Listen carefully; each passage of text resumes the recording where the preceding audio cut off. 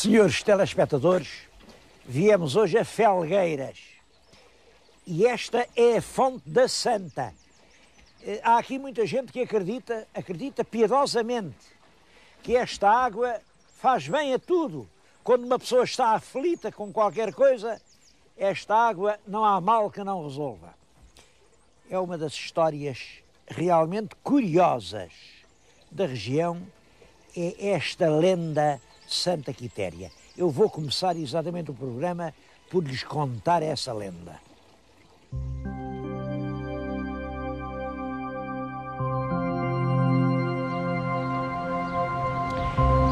Os senhores telespectadores ainda se lembram daquele programa que fizemos na Serra do Gerês?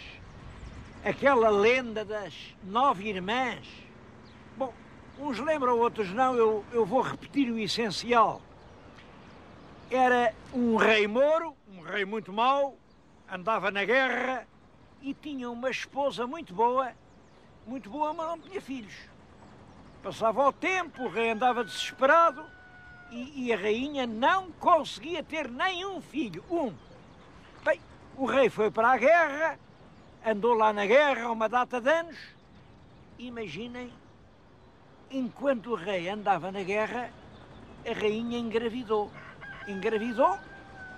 Lá teve o seu bom sucesso. Não julguem que teve assim um menino como toda a gente, não. Teve logo de uma vez 9 meninas. 9 meninas. Quem é que ia acreditar que isto era assim uma coisa natural? Pois um parto de 9 meninas, está-se mesmo a ver que isto foi uma coisa com o diabo. E a rainha ficou aflitíssima. Bom, lá na lenda do Gerês, contam que a rainha mandou deitar as meninas ao rio, mas a escrava que era cristã não deitou. Ora bem, aqui em Felgueiras, esta lenda de Santa Quitéria, a lenda da Santa da Fonte, é um bocadinho diferente. Também é verdade, o rei também foi para a guerra, a rainha também teve as meninas. Estão a ver ali, elas aqui fizeram um altar com as 9 meninas, vêem-nas? São aquelas 9, as 9 irmãs. Uma delas, a que se chamava Quitéria, o rei disse: está bem, eu perdoo-te, mas tens que casar com um cavaleiro. E o cavaleiro gostou muito dela, era muito bonita, veio atrás dela por esta serra acima. Em cada capelinha o cavaleiro joelhava-se, rogava, dizia-lhe lindas palavras.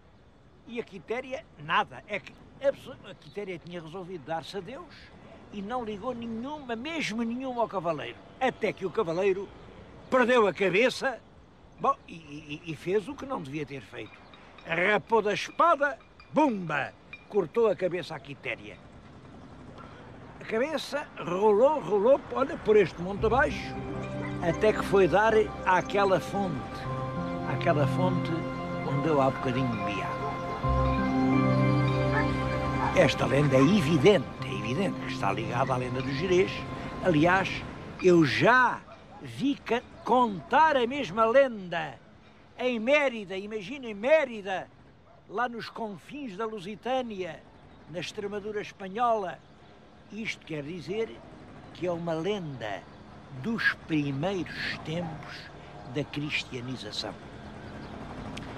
Agora, aqui é engraçado, quem quiser fazer a história de Felgueiras, quem trouxe a lenda para aqui, para o alto deste monte, foram os frades do Mosteiro de Pombeiro. E já tarde, a igreja, estão a ver a igreja, aquela fachada, aquilo é tudo século XVIII. No século XVIII, eles chegaram aqui a contar a história de Santa Quitéria. Mosteiro de Pombeiro, porque este monte, este em que lhes estou a falar, tinha pombas no tempo dos romanos e chamavam-lhe o Monte Palombário, o Monte das Pombas. É no lugar onde havia pombas que agora está aquele santuário. A verdade é que a tradição no século XVIII enraizou. Hoje há imensa gente que vem aqui vêm aqui em peregrinação, vêm aqui com grandes montes de flores, é a festa das flores, é aqui que fazem as novenas. Só que as novenas de Felgueiras não são novenas de 9 dias, são as novenas das 9 meninas. 9 meninas vestidas de branco, como as 9 irmãs da Santa Quitéria. É realmente um santuário verdadeiro. Nasceu no século XVIII, olhem, a fé, as casas, as habitações, as fontes, desceram monte abaixo e hoje vêem lá embaixo uma cidade. Uma bela cidade, moderna, nascida nas faldas do monte Santa Quitéria.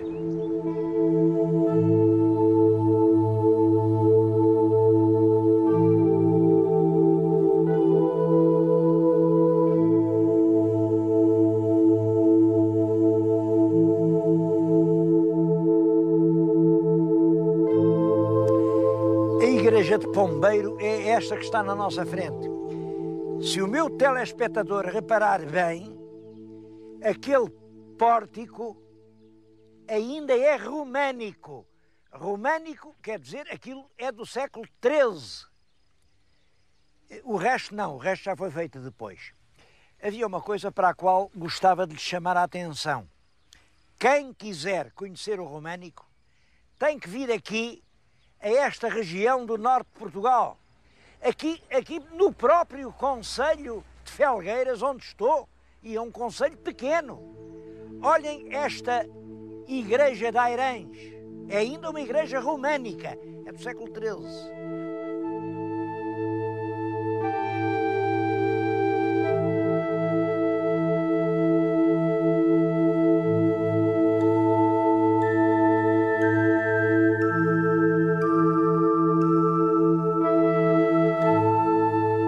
Olhem Unhão, Unhão é ali ao lado, Unhão, outra igreja românica.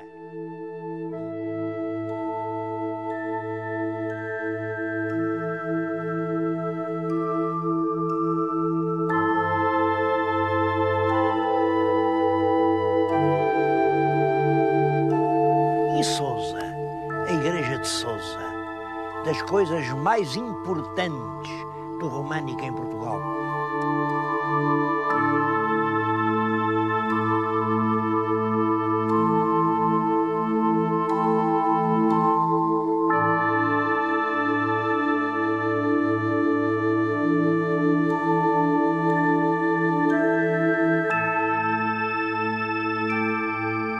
Bom, e noutros concelhos havia muita coisa para mostrar. Mas há uma pergunta. Porquê é que aqui há mais românico que em qualquer outra parte do país? É uma pergunta, a resposta que vou dar, enfim, é a minha ideia, eu não tenho a certeza das coisas todas. Mas é verdade que esta parte do território português, para norte do Rio Douro, foi povoada desde o tempo do Conde Dom Henrique com cavaleiros franceses vindos da Borgonha, habituados a construções de grandes proporções, monumentais. Lá para baixo é tudo pequenino, tudo assim maneirinho. Eles não, são grandes igrejas. Mas esses cavaleiros, o Conde Dom Henrique, ou depois o rei Dom Afonso Henriques, dava a cada um, não julguem que era um quintal, dava-lhes um vale, entre o Rio Tolo e o Rio Tolo, eram assim extensões enormes. Eram homens com muito poder, e um homem com muito poder pode fazer monumentos que parece que desafiam a própria força do tempo.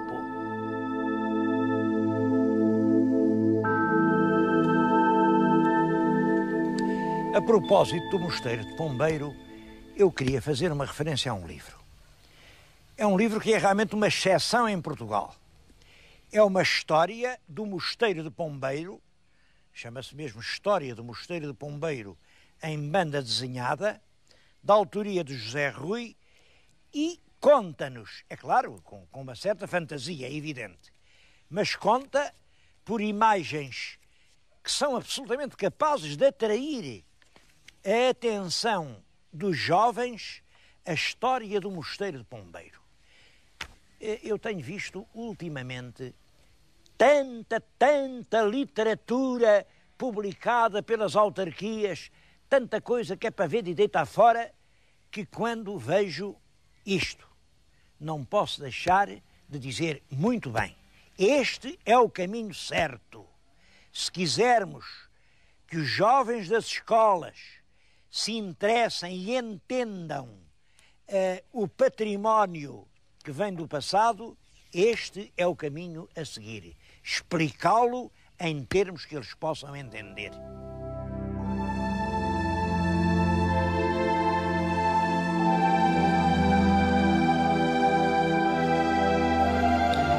O Mosteiro de Pombeiro está hoje praticamente destruído. Do mosteiro mesmo, o que resta é aquela fachada, aquele lado de um claustro. Bom, e a igreja, porque as igrejas foram poupadas. A igreja de Pombeiro é um dos grandes monumentos do românico português. Claro, chegou até hoje, e isto de que século é?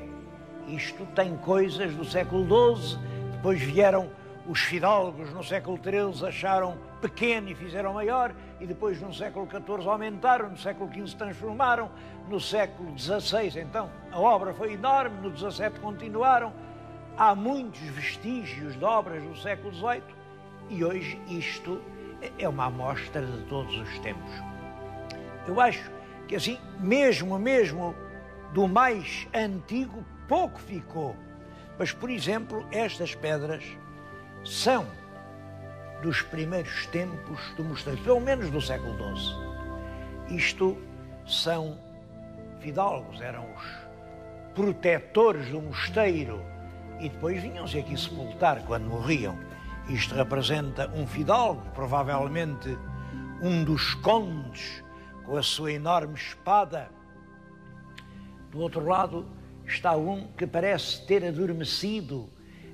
São geração de condes aqui, destes orgulhosos senhores de Riba de Vizela, que eram fidalgos poderosíssimos. Um deles, quem sabe se algum destes dois está ligado a uma história engraçada. Sabem que quando morreu, eu já lhes falei nisso uma vez, quando morreu o rei Dom Sancho I, deixou às infantas, filhas dele, à Dona Teresa, à Dona Sancha e à Dona Mafalda, uns castelos, e deixou-lhes, enfim, inteiramente para elas. O sucessor, que era o Dom Afonso II, achou que não. Em Portugal só há um rei, portanto quem tem castelos é o rei, e queria obrigar as irmãs a prestar-lhe homenagem pelos castelos.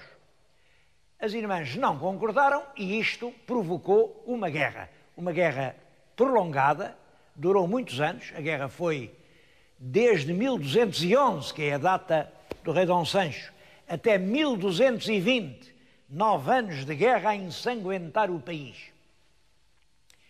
Quem tomou a defesa do rei e foi atacar a infanta Dona Teresa a Montemor, ali à frente das tropas reais, foi aqui o senhor de Riba de Vizela. Mas quem saiu de lá, do castelo, a contra-atacá-lo, foi um fidalgo também daqui, um dos grandes senhores do Sousa, o Dom Gonçalo Mendes de Sousa. E o Dom Gonçalo pregou com o senhor de Riba de Vizela num charco, num pântano. Devo dizer que nessa altura o senhor de Riba de Vizela era a primeira figura da corte do rei Dom Afonso II. Ele meteu-o no charco e ele esteve ali muito tempo. Bom, a crónica até diz que esteve lá tanto tempo que as sanguessugas pegaram-se-lhe ao corpo todo e tiraram-lhe tanto sangue, que ele morreu. Isto não é verdade, porque a gente sabe que este fidalgo era vivo muito depois de 1220, que é a altura da paz, mas em todo caso, reparem, é a lenda a dizer isto. As sanguessugas a chupar o sangue ao ministro del Rei, porque já nessa altura as sanguessugas chupavam o sangue dos ministros, não é uma coisa só de agora. O mais engraçado é que o fidalgo que o atacou, o Dom Gonçalo Mendes de Sousa, também tem aqui uma igreja perto, é ele que está, mandou fazer, ou pelo menos contribuiu para as grandes obras da igreja de Paços de Sousa, também teve uma história extraordinária. Esse homem era senhor da Beatria de Amarante. Foi ele quem mandou fazer a ponte de Amarante. Era ele quem dava dota às moças para as moças casarem. Ele era amado pelo povo ao ponto de que, a certa altura, já nem diziam Dom Gonçalo, diziam São Gonçalo. Foi assim que surgiu o São Gonçalo de Amarante. Eu acho que isto, já uma vez o disse, isto não é diminuir o São Gonçalo. Pelo contrário, é um São Gonçalo eleito pelo próprio povo, assim como elegeram senhor da sua terra, elegeram-no para o pôr nos seus altares.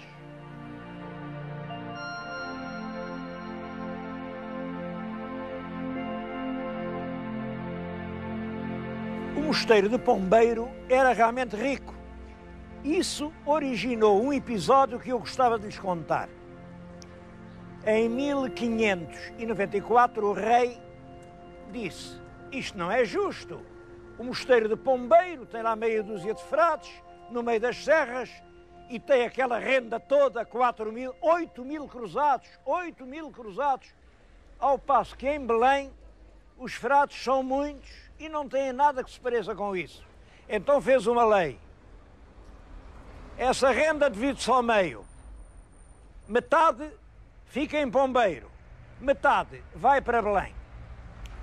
E este povo trabalhava aqui nestes campos, vinha a uma casa que eu vejo daqui, entregar os produtos, as rendas, o cereal, o vinho, o milho, o azeite, que iam sustentar os frades de Belém. Eu acho que o povo de Felgueiras nunca percebeu bem essa justiça, que é roubar de uma terra aquilo que ela produz e levar para Belém o que a Felgueiras pertencia. E é por não ter nunca aceitado isso como sadia justiça que ainda hoje chama a isto o sítio de Belém. Aquela casa é a casa de Belém, a casa onde pagava os impostos. Ali atrás de mim ficou um café, é o Café de Belém, e é uma rua, a Rua de Belém. O povo nunca esquece as injustiças.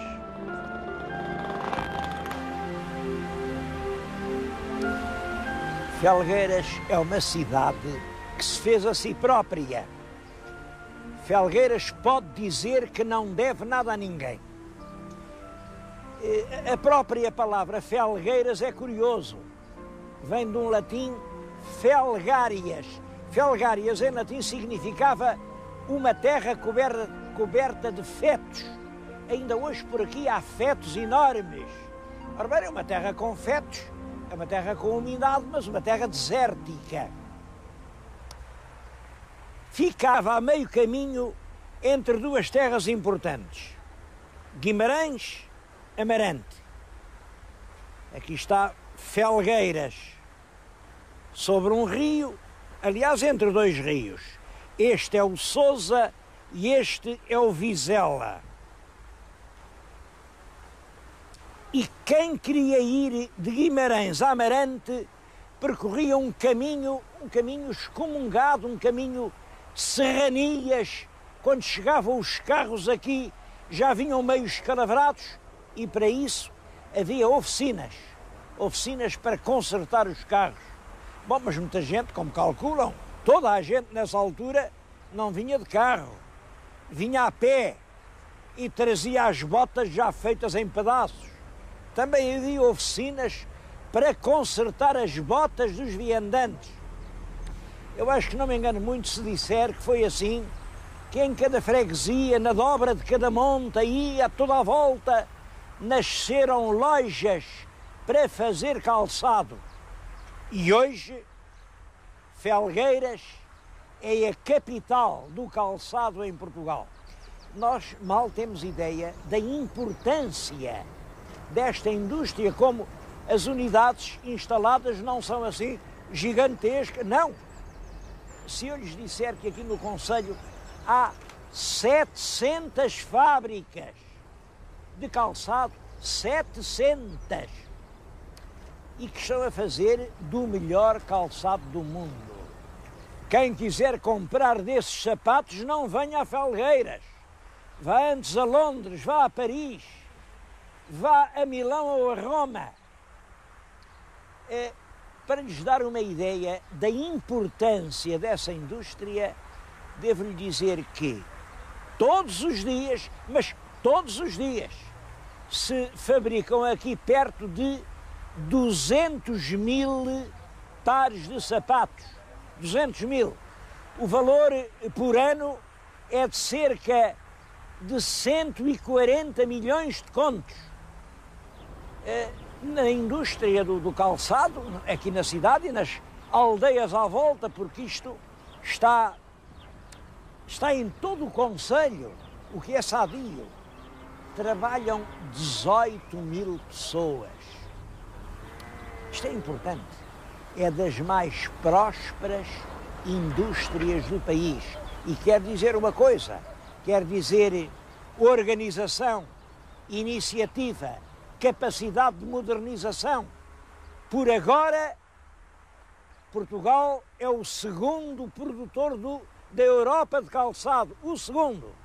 O primeiro, é claro, é a Itália. Só que um par de sapatos italianos tem um preço que é 4 ou 5 vezes um par de sapatos portugueses. Eu acho que isto é muito importante. Uma terra aqui posta nestes recôncavos dos montes, a consertar as botas esfarrapadas dos viandantes, acaba por conquistar o título de cidade e é hoje, com justos motivos, uma das mais progressivas cidades industriais portuguesas.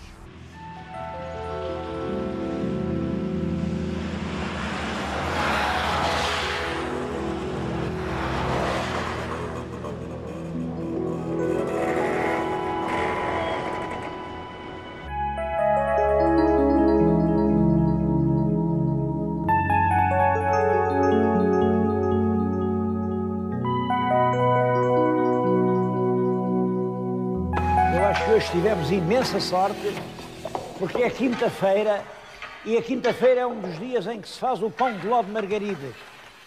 Bom, é um mistério porque diabo é que o pão de ló de Felgueiras se há de chamar pão de ló de Margaride. Mas isto também ajuda a perceber a história da terra. Felgueiras era a serrania com bosques, com pinhais, com solidões. E havia aldeias. Uma das aldeias era Margaride.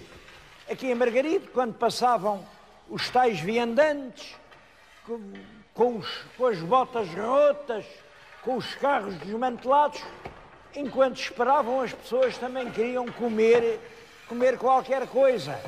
Eu acho que foi realmente assim, destes viandantes que esperavam pelo dia seguinte, que surgiu esta obra-prima que é o pão de ló de Margaride. Penso que os meus telespectadores estão todos a ver, estamos diante do forno, acho que todos veem aqui uma data, 1730.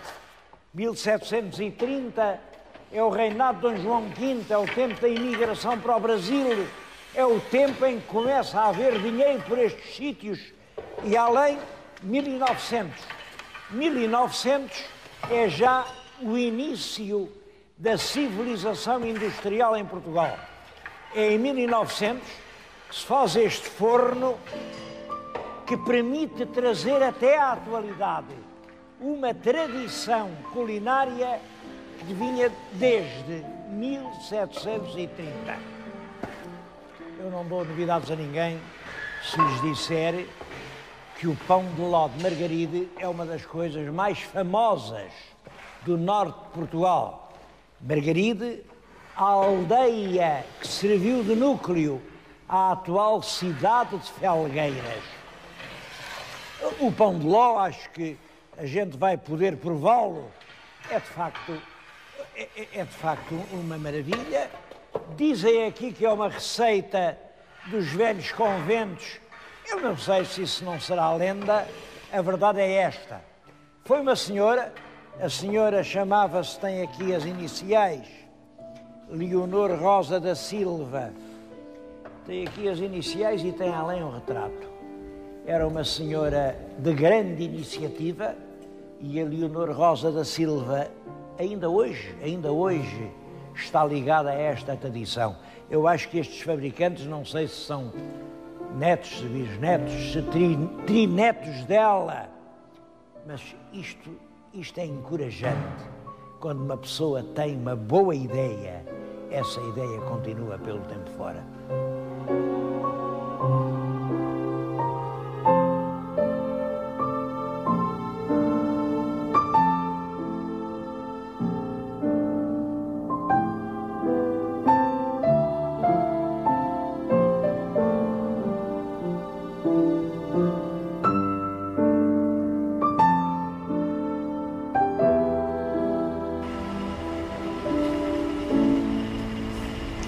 E o futuro, qual vai ser o futuro de Felgueiras?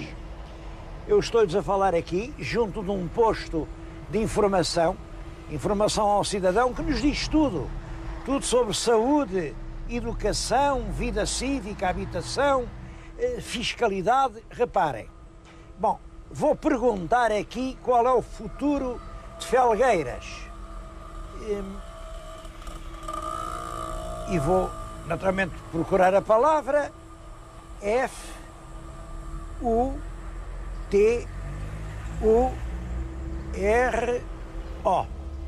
Bom, mas a máquina não tem tópicos sobre a palavra futuro.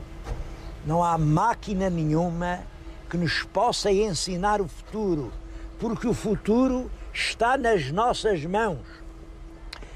E o futuro de Felgueiras, no fundo, é igual ao de todas as jovens cidades industriais.